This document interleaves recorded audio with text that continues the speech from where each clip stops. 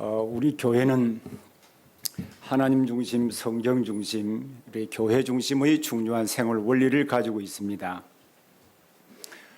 이 원리는 우리 가치 판단의 기준과 생활의 중심이 하나님과 성경과 교회라는 뜻입니다. 그중에 교회 중심 원리는 하나님 중심 원리와 성경 중심의 원리를 배우고 실천하는 일과 밀접한 연관성을 가지고 있습니다. 그러나 언제부터인가 교회는 우리 성도들의 삶의 중심에서 아주 먼 변두리로 옮겨지게 되었습니다. 물론 여기에는 여러 가지 요인이 있을 수 있습니다만 우선적으로 본인의 믿음과 연관되었다라고 볼 수 있습니다.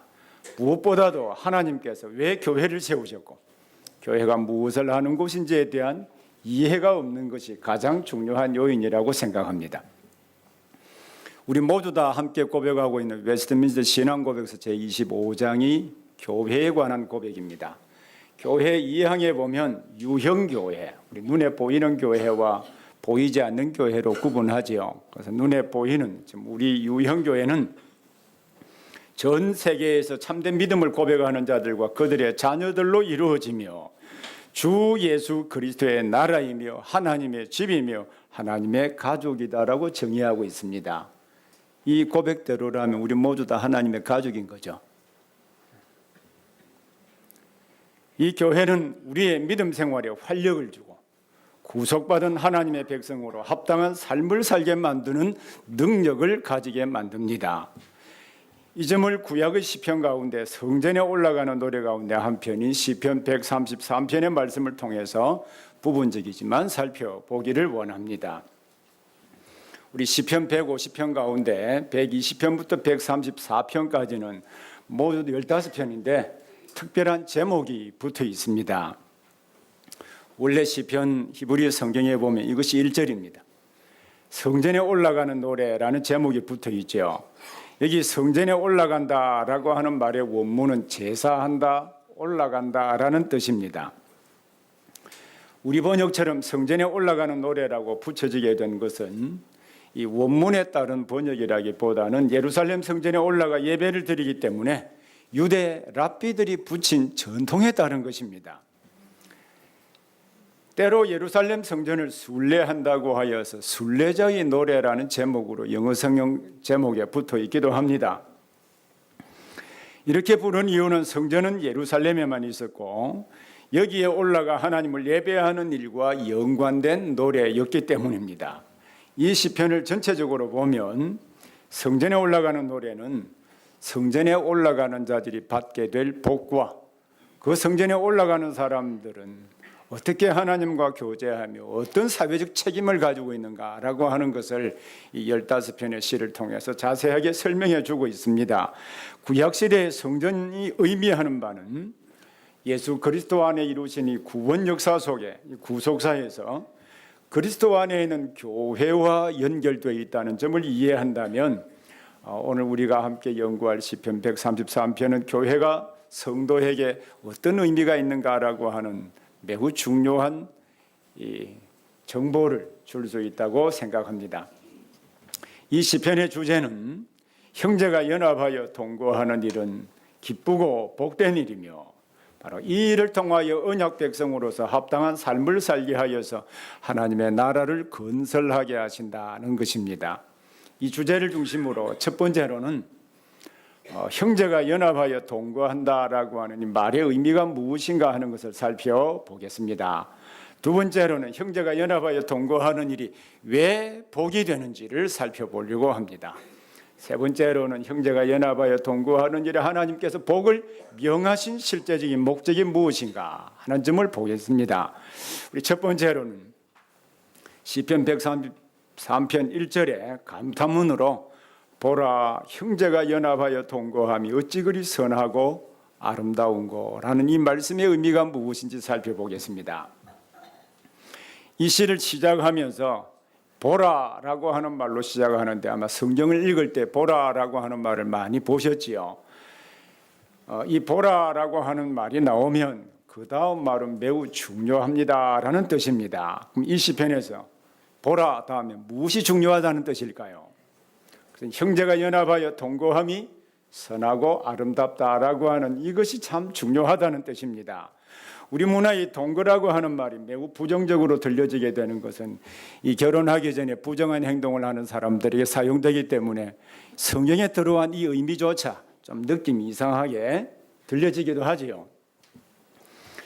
그러나 히브리 성경의 의미는 함께 산다, 함께 거한다라고 하는 뜻입니다. 그러면 다윗이 시편에서 형제가 연합하여 동거한다라고 하는 표현을 사용하였는데 이것은 어떤 뜻일까요?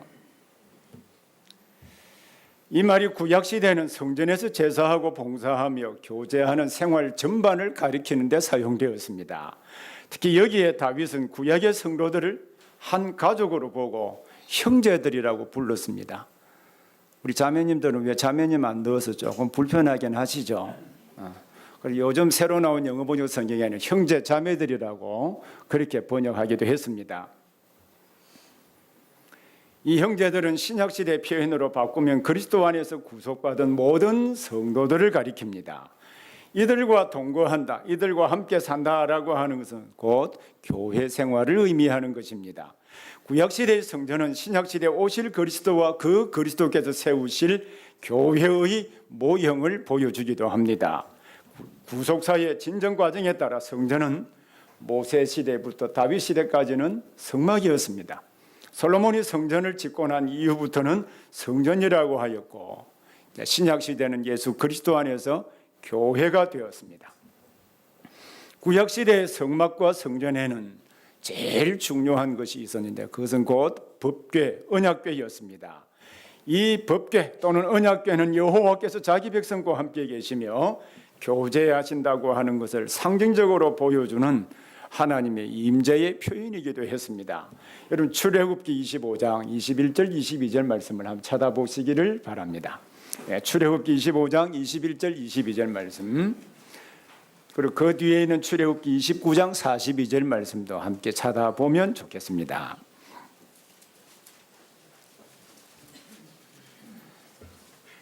출애굽기 25장 21절 22절 찾으셨으면 함께 읽겠습니다. 25장 21, 22절입니다. 속죄소를 궤 위에 얹고 내가 내게 줄 증거판을 궤 속에 넣으라. 거기서 내가 너와 만나고 속죄소 위 곧 증거궤 위에 있는 두 그룹 사이에서 내가 이스라엘 자손을 위하여 내게 명령할 모든 일을 내게 이르리라. 여기서 보면 내가 너와 만나고 또 내가 이스라엘 자손을 위하여 내게 명령할 모든 일을 내게 이르리라고 하셨습니다. 또 29장 42절에 보면 29장 42절도 함께 읽겠습니다. 이는 너희가 29장 42절요. 시작. 이는 너희가 대대로 여호와 회막문에서 늘 드릴 번제라. 내가 거기서 너희와 만나고 내게 말하리라.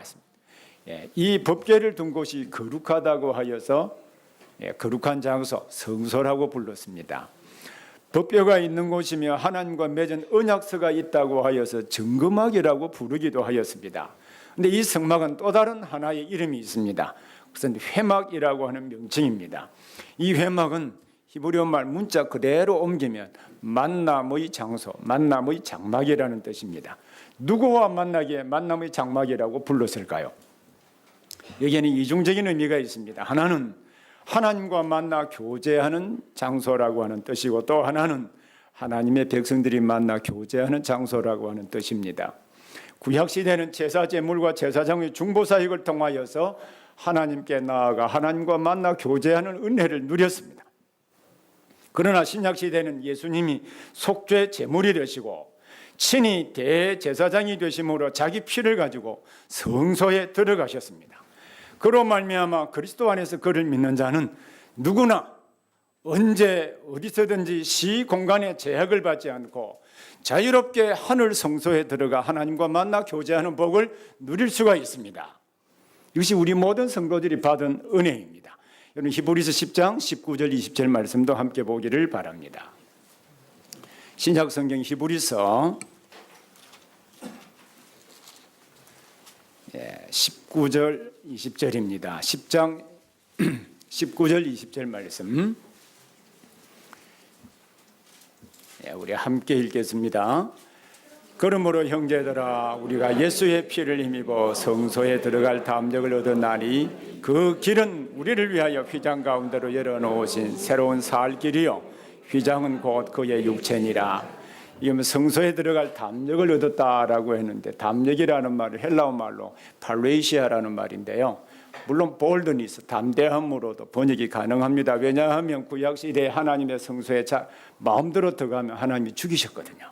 그래서 담대하게 들어갈 수 있다. 그리고 가능하긴 한데 사실 이 의미는 자유라고 하는 의미가 더 정확합니다. 그래서 자유롭게 하늘 성소로 들어갈 수 있는 은혜를 받았습니다. 그 길은 우리를 위하여 휘장 가운데로 열어놓으신 새로운 살 길이라고 하셨고, 이것은 이제 휘장은 번역이 정말 잘못된 것인데요. 휘장이 아니고 우리를 위하여 열어놓으신 그 길이 곧 그의 육체니라. 예수님께서 하늘 성소로 자유롭게 왕래할 수 있는 그 길을 그의 십자가 죽으심으로 말미암아 열어주셨다는 뜻입니다. 이 믿는 자들의 모임이 교회고 이 믿는 자들이 모여서 하나님께 예배하고 교제하는 장소가 교회당입니다. 그리고 신약시대의 교회는 그리스도를 믿고 성령으로 세례를 받은 자라고 한다면 그리스도 안에서 다 하나이고 한 몸을 이루고 있습니다. 사도 바울은 갈라디아서 3장 28절에서 너희는 유대인이나 헬라인이나 종이나 자유자나 남자나 여자 없이 다 그리스도 예수 안에서 하나라고 말씀하셨습니다. 당시 사회에서 유대인은 유대인 외의 모든 민족들은 이방인이라고 생각을 했습니다. 그러나 그리스도를 믿으면 이 인종의 차별이 없습니다. 그리고 종이나 자유인과 같은 신분적인 차별이나 남자와 여자와 같은 성별의 차별이 없이 누구나 그리스도 안에서 한 가족이고 한 몸입니다. 그래서 시편 133편 1절에서 형제가 연합하여 동거한다라고 하는 말은 그리스도 안에서 구속받은 성도들이 함께 모여 예배하며 교제하는 것을 말하는 것입니다. 우리가 매주일마다 고백하는 사도신경에 바로 이 부분을 고백하는 내용을 담고 있습니다. 그것은 거룩한 공교회와 성도의 교제를 믿습니다 라는 그 내용이죠. 여러분, 거룩한 공교회 무슨 뜻일까요? 원래 사도신경은 라틴어로 되어 있습니다. 이 공이라고 하는 말은 라틴어로 카톨리캄이라고 하는 말입니다만은 여기에서 캐토릭이라고 하는 영어 단어가 유래되었습니다. 보편적이라는 뜻인데요. 이 말의 뜻은 빈부, 귀천, 남녀노소 차별 없이, 즉 가난한 사람이나 부유한 사람이나 사회적 신분이 높은 사람이나 낮은 사람이나 남자나 여자나 이 성별의 차이가 없이 나이가 많은 사람이나 적은 사람이나 차별이 없이 누구나 그리스도를 믿으면 교회의 가족이 된다라고 하는 뜻이 공교회를 믿습니다라는 그 의미입니다. 그리고 그 뒤에 있는 성도의 교제는 바로 빈부귀천 남녀노소 차별이 없는 바로 그 성도들이 함께 교제하는 일의 중요성을 내가 믿습니다 라는 그 고백을 담고 있습니다. 그래서 형제가 연합하여 동거하는 일은 구약시대는 성막과 성전 중심의 생활이고 신약시대는 바로 교회 생활을 의미하는 것입니다. 사도신경에 고백하고 있는 대로 그것은 빈부귀천 남녀노소 차별 없이 그리스도를 믿는 자들이 함께 예배하며 교제하며 봉사하는 일을 말합니다. 근데 다윗은 이 시에서 구약시대 하나님의 백성들이 성전에서 예배하며 교제하는 일에 대하여 감탄문으로 어찌 그리 선하고 아름다운 거라고 말했습니다. 이게 선하다라고 하는 말은요, 도덕적으로 선과 악의 개념이 아닙니다. 하나님이 천하 만물들을 만드시고 그 만드신 만물들을 보시고 뭐라고 하셨습니까? 보시기에 좋다. 동일한 히브리어 단어 토브, 좋다라는 뜻입니다. 그리고 우리 번역에 아름답다라고 하는 말은 히브리 원문에는 나임이라고 하는 말인데 즐겁다, 기쁘다는 뜻입니다. 그래서 하나님의 성전에 나와서 하나님의 백성들인 성도들과 함께 예배하며 교제하는 일이 좋고 또 역시 봉사하는 일이 좋고 즐겁다는 뜻입니다. 다윗은 하나님의 성전에 나와서 하나님께 제사를 드리고 성도들과 함께 만나 교제하는 것이 너무 좋아서 그 표현을 감탄문으로 한 것입니다. 우리 형제가 연합하여 동거함이 어찌 그리 선하고 아름다운 것. 신약의 표현으로 바꾸면 교회 생활이 어찌 그리 좋고 기쁜가 이런 뜻입니다. 실제로 여러분 교회 생활이 기쁘시나요? 네. 교회 봉사하시는 것이 정말 행복하고 삶의 가치 중심에 놓여 있다고 생각하십니까? 우리 학교의 그 예배학 교수인 문화란 교수님이 해외 저널에 실은 논문 가운데 이런 논문이 있습니다. 지적 장애인의 성찬 참여 가능성에 대한 교육학적인 연구. 제목은 어렵지만 지적인 장애를 가진 사람이 성찬에 참여하면 성찬의 은혜에 임하여 하나님이 도우시고 은혜를 베푸시는가 안 베푸시는가 하는 이 논문입니다. 베푸실까요 안 베푸실까요? 지적 장애를 가지신 분이 성찬에 참여하면 하나님과 만나고 그 하나님의 은혜와 능력을 힘입을 수 있을까요? 논문의 결론은 지적인 장애를 가진 분이 인지 능력이 떨어지고 때로는 없다고 할지라도 예배에 참여하면 하나님을 만나고 경험하며 신앙을 가지게 된다는 것입니다. 그 이유는 바로 예배 가운데 하나님이 임재하시고 인지 능력을 초월한 하나님의 은혜를 베푸시기 때문입니다. 또 한 가지 예를 들면 교회 예배에 와서 이 자리에 앉아 조시는 분들도 계시죠? 예. 졸면 하나님의 은혜가 임할까 안 임할까요? 조는 것은 관두고서라도 처음부터 끝까지 자면 하나님의 은혜가 임할까 안 임할까요? 예. 결론은 임합니다. 예. 몸이 피곤하면 잘 수도 있잖아요. 일주일 내내 열심히 일하면 졸 수도 있습니다. 잘 수도 있습니다. 그러나 교회 가운데 임재해 계신 하나님께서 그 사람과도 만나시고 교제하신다는 사실입니다. 왜냐하면 교회 가운데 하나님이 임재해 계시기 때문입니다. 그래서 교회에서 예배하며 다양한 성도들과 만나 교제하는 일은 참 좋고 즐거운 일이 될 수밖에 없습니다. 이 시편 1을 가리켜서 감탄문으로 형제와 연합하여 동거하며 즉 교회 생활이 어찌 그리 선하고 아름다운 거라고 말했습니다.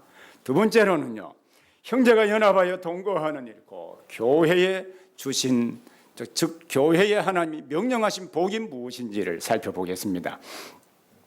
다윗은 형제가 연합하여 동거함이 왜 좋고 즐거운 일인지 비유법 가운데 하나인 직유법만 학교에서 배우셨죠. 예, 직유법으로 설명합니다. 직유법은 일반적으로 A는 B와 같다라는 양식이죠. 다윗은 이 시에서 하나님의 백성들이 성전에서 그리고 신약시대는 교회에서 예배하며 교제하며 봉사하는 일이 얼마나 좋고 아름다운 일인지 두 폭의 그림을 통해서 보여주고 있습니다. 그 두 폭의 그림을 여기에 직유법으로 무엇과 같고라는 표현을 씁니다. 두 폭의 그림 가운데 한 폭은 대제사장 아론이 기름 부음을 받아서 그 기름이 머리에서부터 수염으로 옷깃으로 쭉 흘러내리는 그림이고요. 또 한 폭의 그림은 이스라엘에서 제일 높은 산인 헬몬산에서 내린 이슬이 시온산으로 흘러내리는 그림입니다. 그럼 2절 3절 말씀 우리 함께 읽겠습니다. 머리에 있는 보배로운 기름이 수염 곧 아론의 수임에 흘러서 그의 옷깃까지 내림 같고 hul몬의 이슬이 시온의 산들에 내림 같도다. 거기서 여호와께서 복을 명령하셨나니 곧 영생이로다. 여러분 여기에 보면 형제가 연합하여 동거하는 자들이 받게 될 복이 어떻게 표현되고 있는지를 보십시오. 첫 번째 그림을 보면 대제사장 아론이 기름 부음을 받아서 그 기름이 머리에서 수염으로 그리고 옷깃까지 흘러내리는 것과 같다고 했습니다. 구약시대는 왕과 제사장과 선지자들에게 기름을 부었습니다. 특히 출애굽기 30장 30절에 보면 이 기름 부음에 대한 그 목적을 이렇게 설명했습니다. 너는 아론과 그의 아들들에게 기름을 발라 기름을 부어면 그들을 거룩하게 하고 그들이 내게 제사장 직분을 행하게 하라고 하셨습니다. 구약시대에 기름을 붓는다는 것은 그들을 거룩하게 만들고 하나님의 거룩한 목적을 수행하기 위한 것이었습니다. 그렇다고 한다면 다윗이 이 시편에서 형제가 연합하여 동거함이 어찌 그리 선하고 아름다운 거라고 하면서 그것을 마치 아론의 머리에 기름을 부어서 옷깃까지 흐르는 그것과 같다고 할 때 이것은 어떤 의미를 가지고 있을까요? 그것은 성전에 와서 예배할 때 아론이 거룩하게 하여 하나님의 거룩한 목적을 위하여 기름 붓고 거룩하게 만들듯이 성도들을 거룩하게 하여 하나님의 거룩한 목적에 합당하게 사용될 수 있도록 만드신다는 뜻입니다. 실제로 구약시대 언약 백성들이 하나님의 성전에 와서 제사 드릴 때 하나님께서 그의 제사들을 받으시고 죄를 용서하시고 거룩하게 하시고 하나님의 뜻을 이룰 수 있는 사람이 되게 해주셨습니다. 이것이 구약시대의 성막과 성전 제도를 주신 목적이기도 합니다. 오늘날 신약시대는 형제들과 연합하여 예배하고 교제하며 봉사할 때 역시 교회 가운데 임재해 계신 주의 성령께서 우리를 거룩하게 하시고 하나님과 만나 교제하는 은혜를 베풀어 주시는 것입니다. 하나님과 교제할 때 치유도 일어나고 무한하신 하나님의 능력을 경험하기도 합니다. 왜냐하면 교회의 하나님이 임재해 계시고 당신의 백성들과 구약시대와 마찬가지로 만나 교제하시기 때문입니다. 그렇다고 한다면 여러분 교회 생활은 정말로 기쁘고 복된 일이 아니겠습니까? 그리고 또 한 폭의 그림은 이스라엘에서 제일 높은 산인 헤르몬산의 이슬이 시온의 산들에 쭉 내리는 것과 같다라고 말했습니다. 다윗이 설명한 이 그림을 잘 이해하려면 이스라엘의 지형학적인 모습을 잘 이해하는 것이 좋습니다. 이 팔레스타인은요, 낮과 밤의 기온 격차가 심하기 때문에 많은 이슬이 밤중에 내립니다. 그 이슬이 땅에 스며들어서 땅은 기름진 땅이 되는 것입니다. 특히 헤르몬산에서 흘러내린 물은 갈릴리 바다에 모이고 그 물은 요단강을 통하여 흘러내리고 그 밑에 염해로 흐릅니다. 여기에 시적으로 묘사한 시온의 산의 그 이슬이 헤르몬산에서 흘러내린 그 이슬이 이 시온의 산들에게 쭉 흘러내린다고 할 때 시온의 산은 무엇을 가리키는 것일까요? 성경의 시온은 여러 가지 의미로 사용됩니다. 예루살렘을 가리켜서 지형적인 위치를 시온이라고 부르기도 하고요. 하나님의 성전을 시온이라고 부르기도 했습니다. 하나님의 백성을 가리켜서 시온이라고 부르기도 하고 우리가 들어가게 될 완전한 하나님의 나라도 역시 시온이라고 불렀습니다. 이 네 가지 뜻 가운데 여기에서 무슨 뜻일까요? 문맥이 의미를 결정합니다. 여기서는 하나님의 백성들을 의미하는 것입니다. 하나님의 백성들을 의미하는데요, 여기서 헤르몬 이슬이 시온의 산들에 내리는 그림은 그들이 사는 땅 전체, 그곳에 사는 하나님의 백성들에게 헤르몬산에서 흘러내린 이슬로 흠뻑 젖는다는 것입니다. 이것은 바로 그 땅 전체가 기름지고 풍요롭다고 하는 것을 보여주시는 것으로 다윗 당시에는 우리 농경 문화를 중심으로 이루고 있었기 때문에 경제적인 풍요를 이러한 방식으로 표현했습니다. 오늘날은 우리 산업정보 사회잖아요. 산업정보 사회에 이 성경을 썼다면 뭐라고 썼을까요? 연봉이 올라가고 우리가 사둔 주식이 값이 몇 배로 뛰고 우리의 예금 잔고가 줄어들지 않고 이렇게 표현했으리라고 생각합니다. 그래서 다윗이 묘사한 이 두 폭의 그림은 하나는 영적인 것으로 죄가 용서함을 받고 거룩하게 되어서 하나님과 교제하며 하나님의 은혜와 능력을 공급받는 것을 의미합니다. 또 하나는 이 물질적인 것으로 경제적인 복을 누린다는 것입니다. 다윗은 바로 이 시에서 형제들이 연합하여 동거하는 것이 왜 좋고 즐거운 일인지 바로 두 폭의 그림으로 무엇과 같다라고 설명했습니다. 구약시대는 성전에 올라가는 생활이고 신약시대 교회 생활이 왜 영적인 복과 물질적인 복을 받게 될까요? 그 이유를 바로 시편 133편 3절 후반절에 기록을 하고 있습니다. 우리 번역 성경에는 빠져 있습니다만 133편 3절 후반부에 거기서 바로 앞에 왜냐하면이라는 이유 접속사가 있습니다. 왜냐하면 바로 거기에서 성도들과 연합하여 교제하는 바로 그곳에서 여호와께서 복을 명령하셨나니 곧 영생을 명령하셨기 때문입니다. 왜 다윗이 교회 생활의 즐거움과 은혜를 감탄문으로 표현하면서 두 폭의 그림으로 보여준 복이 어떻게 가능하게 되겠습니까? 다윗이 마지막 부분에서 설명하고 있는 것처럼 하나님의 백성들이 모여서 예배하며 교제하며 봉사하는 그곳에 바로 하나님께서 복을 명령하시기 때문입니다. 다윗은 하나님께 예배하며 성도들과 교제하는 바로 그곳에 복을 명령하셨는데 그 복을 가리켜서 영생이라고 했습니다. 구약 성경 전체에서 영생이라고 하는 단어는 여기 딱 한 군데만 나타나거든요. 신약 성경에서 예수님이 영생이 무엇인가 하는 것을 아주 명확하게 정의해 주신 바가 있습니다. 영생이 무엇입니까? 요한복음 17장 3절에 영생은 곧 유일하신 참 하나님과 그의 보내신 자 예수 그리스도를 아는 것이라고 정의했습니다. 물론 이 안다라는 말은 이론적이고 지적인 아님을 의미하지 않습니다. 하나님과 만나 교제하며 경험하는 삶을 의미하는 것입니다. 그럼 교회 생활의 기쁨과 신비는 하나님을 만나서 교제하는 일에 있습니다. 어떤 면에서 이것이 신앙생활의 본질이라고 할 수 있습니다. 본질적인 부분이 바로 형제가 연합하여 동거하는 일, 곧 교회 생활에 있습니다. 바로 여기에 교회 생활의 중요성이 있는 것입니다. 그것은 교회는 영생, 하나님과 교제하는 신비로운 세계를 경험하게 만들고 성도의 삶을 기쁘고 복되게 만들어 주시기 때문입니다. 그러면 다윗이 이 시에서 두 폭의 그림을 통하여 보여주고자 했던 것은 무엇일까요? 그것은 성막과 성전에서 형제들과 연합하여 예배하며 교제하는 것은 영생을 누리는 것입니다. 이것을 말하고 싶었던 것입니다. 하나님과 만나 교제하며 그 신비하고 무한한 능력과 은혜를 공급해 주시는 하나님이 만드신 제도적 장치가 교회입니다. 특히 교회 생활입니다. 세 번째로는 형제가 연합하여 동거하는 일에 왜 이러한 복을 주셨는지, 복을 주신 목적이 무엇인지 함께 보겠습니다. 이 시편의 표제가 무엇이라고 했죠? 제목, 제일 중요한 부분을 뽑아 올리지 않았겠습니까? 성전에 올라가는 노래입니다.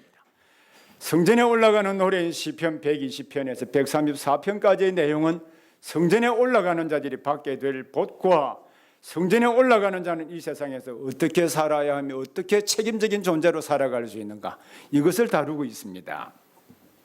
구약시대 이스라엘 백성들이 왜 성전에 올라갔겠습니까? 하나님께서 왜 1년에 최소한 이스라엘 백성들에게 몇 번 올라가라고 했습니까? 3번 올라가라고 했습니다. 유월절과 초실절과 장막절에 올라가게 하셨습니다. 우리는 그 이유를 하나님께서 왜 성전 제도를 주셨는가, 성전 제도를 주신 목적에서 찾아야 합니다. 그 다음은 바로 출애굽기에 있습니다. 출애굽기 19장부터 24장은 우리가 잘 아는 시내산 언약 맺는 내용이 기록이 되어 있습니다. 시내산에서 하나님과 이스라엘 백성들이 언약을 맺는 내용이 바로 거기에 기록이 되어 있는데요. 하나님께서 언약을 주신 목적은 구원해 주신 하나님을 사랑하고 섬기고 언약 속에 내포된 복을 누릴 뿐만 아니라 언약 백성으로서 이 땅에 살면서 하나님의 나라를 건설해 낼 수 있는 책임적인 사람으로 살도록 하기 위함입니다. 그리고 신약 성경의 사도 요한은 하나님의 계명을 지키는 것을 가리켜서 무거운 짐이 아니라고 했습니다. 하나님을 사랑하는 구체적인 행위 가운데 하나가 계명을 지키는 행위라고 말합니다. 계명 지키는 사람을 통하여 하나님의 뜻을 이 땅에 실현해 가시기 때문입니다. 바로 그 점을 이 시내산 언약인 출애굽기 19장부터 24장에 자세하게 설명을 하고 있습니다. 그런데 이 언약을 맺을 때 최종적인 결론으로 피로 언약을 맺었습니다. 여러분, 피로 언약을 맺었다는 것은 무슨 뜻일까요? 이 언약을 어기면 생명을 내놓아야 됩니다 라는 뜻입니다. 불행하게도 성경의 역사를 보면 이스라엘은 하나님과 피로 맺은 언약을 지키지 못했습니다. 그래서 언약서에 기록된 대로라면 이스라엘 백성들은 다 생명을 내어놓아야 합니다. 그러나 하나님께서는 죄를 용서받고 관계를 회복할 수 있는 제도적인 장치를 시내산 언약 다음인 바로 출애굽기 25장부터 40장에 기록된 성막 제도를 통하여 자세하게 설명해 주셨습니다. 이 성막 제도는 언약 백성으로 사랑받는 백성으로 제사장 나라와 거룩한 백성으로 약속된 복을 누릴 뿐만 아니라 하나님의 나라를 이 땅에 건설해 갈 수 있도록 주신 하나님의 은혜로운 제도적 장치인 것입니다. 만약에 하나님과 맺은 언약을 이행하지 못할 때 우리 하나님께서 정해주신 제사 제도에 따라 제사를 드릴 때 죄 용서함을 받고 거룩하게 될 것입니다. 하나님과 교제하면서 언약 백성으로 살아갈 수 있는 힘과 능력을 역시 공급해 주실 것입니다. 구약시대에 성전을 주신 목적과 관련해 볼 때 성전에서 형제들과 연합하여 동거하는 일이 그 복을 설명하기를 아론의 머리에 있는 보배로운 기름이 옷깃까지 흐르는 그림과 헤르몬산의 이슬이 시온산들에 내리는 그림으로 보여주신 바와 같이 여러분, 이 복을 명령하신 목적을 잘 알 수가 있습니다. 형제가 연합하여 동거하는 일, 곧 교회의 복을 주신 목적은 1차적으로는 죄의 용서함을 받고 거룩하게 만드는 일입니다. 그리고 하나님과 교제하며 그분이 주시는 힘과 능력을 얻게 하려는 것입니다. 더 나아가서 그들로 하여금 하나님이 원하시는 새로운 세상, 곧 하나님의 나라를 이 땅에 건설해 갈 수 있도록 하기 위함입니다. 사실 우리가 그리스도 안에서 맺은 언약에 따라 이 세상에서 한 사람의 성도로 살아가는 일은 결코 쉬운 일이 아닙니다. 여러분이 직장에서, 학교에서, 여러분이 살고 있는 사회 여러 현장에서 실제로 하나님의 백성답게 계명을 지키면서 살아보려고 힘썼다면 그 일이 얼마나 어렵고 힘든가 하는 것을 경험적으로 알게 되었을 것입니다.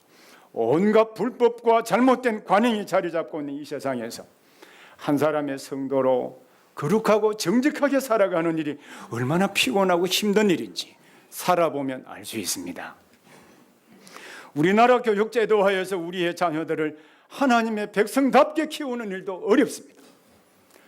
또한 갖가지 질병과 수많은 사건과 사고들이 곳곳에 우리 주변에 널려 있습니다. 이러한 세상에서 여러분, 믿음으로 사는 일은 결코 쉬운 일이 아닙니다. 어떻게 이 세상에서 믿음으로 승리하며 살 수 있겠습니까? 구약시대는 하나님께서 성막과 성전 제도를 주셔서 형제들과 연합하여 동거하는 일이 그 복을 명령하심으로 말미암아 우리를 거룩하게 하시고 하나님과 교제하게 하시며 경제적인 복까지 주셔서 믿음으로 살아갈 수 있는 힘과 적극적으로 이 땅에서 하나님의 나라를 건설해 갈 수 있는 이 능력을 주셨습니다. 이와 같이 신약시대에도 교회에 이 복을 주셨습니다.